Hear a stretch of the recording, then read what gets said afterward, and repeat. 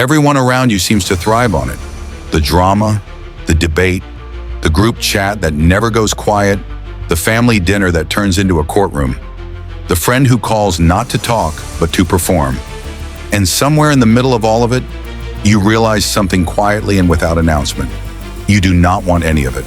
Not the chaos, not the noise, not the cycle of tension and resolution and tension again. You just want peace.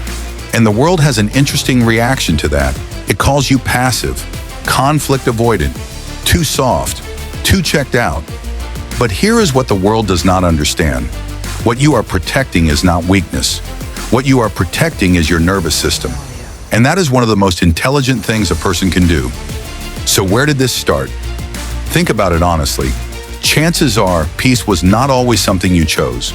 Once it was something you had to fight for inside a home, a relationship, or a friendship that ran on friction. You learned early what it felt like when the atmosphere could shift without warning.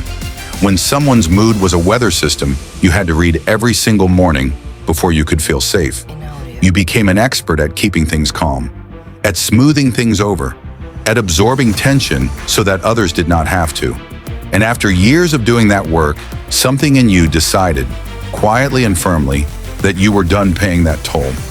That the cost of other people's chaos was higher than you were willing to keep paying. That is not avoidance. That is wisdom that arrived the hard way. Here is what the science says is actually happening in your body. Social conflicts and stress activate the sympathetic nervous system and the body's stress axis together, releasing hormones that trigger inflammation and keep the body in a prolonged state of high alert. Sage Publications. In simple terms, every unnecessary conflict you participate in is not just emotionally draining, it is physically costly. Chronic low-level stress keeps the body's stress system activated, much like a motor idling too high for too long. After a while, this has a measurable effect on the body and contributes to real health problems. Science, direct your drive toward peace is not a personality quirk. It is your body protecting its own resources. And it has been trying to send you that message for a long time.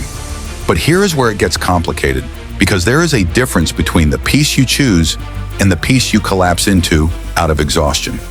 Not all conflict avoidance is created equal. There is the peace of someone who has done the inner work, who has looked at what drains them and made a deliberate choice to remove it. And there is the peace of someone who has been so worn down by chaos that they have stopped speaking up entirely. One is a boundary. The other is a wound wearing the mask of a boundary.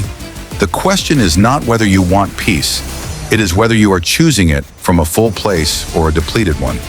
Because chosen peace feels like relief. Collapsed silence feels like disappearing, and you deserve to know the difference. Here is something fascinating about people who genuinely prioritize inner calm. When a nervous system has spent months or years in a high-stress state, calm does not feel neutral anymore.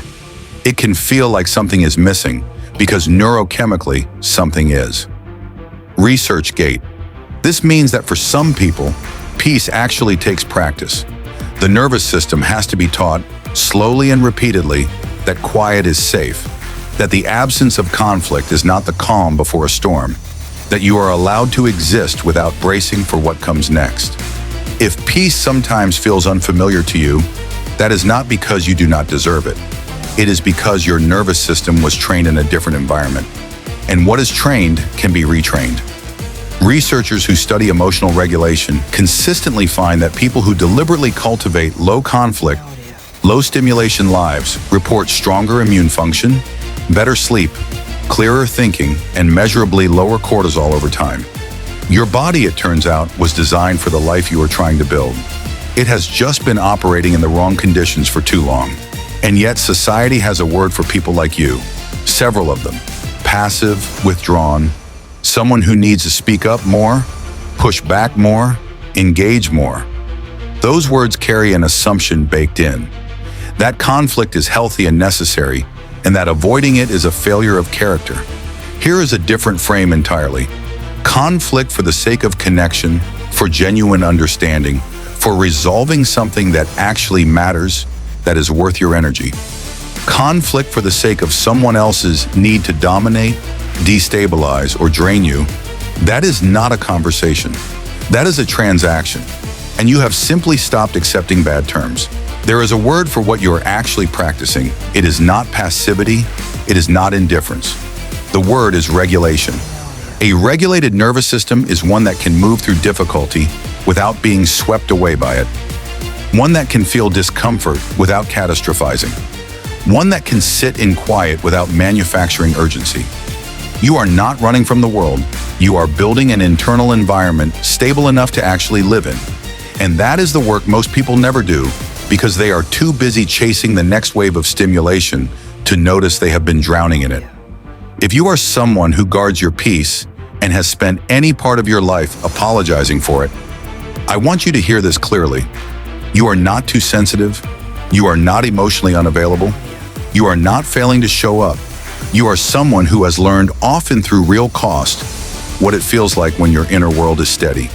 And you have decided that feeling is worth protecting, not because you do not care about people, but because you have learned that you cannot genuinely show up for anyone when you are running on empty, when your nervous system is on fire, when every interaction costs more than you have to give.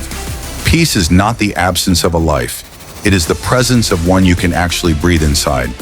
If someone told you today that wanting peace means you are checked out, closed off, or giving up, remember this. The most grounded, present, genuinely available people you have ever met were not the loudest ones in the room. They were the ones who had learned to protect their quiet. Leave a comment below. Tell me what peace actually looks like in your life. I read every single one. Guard it like it matters, because it does.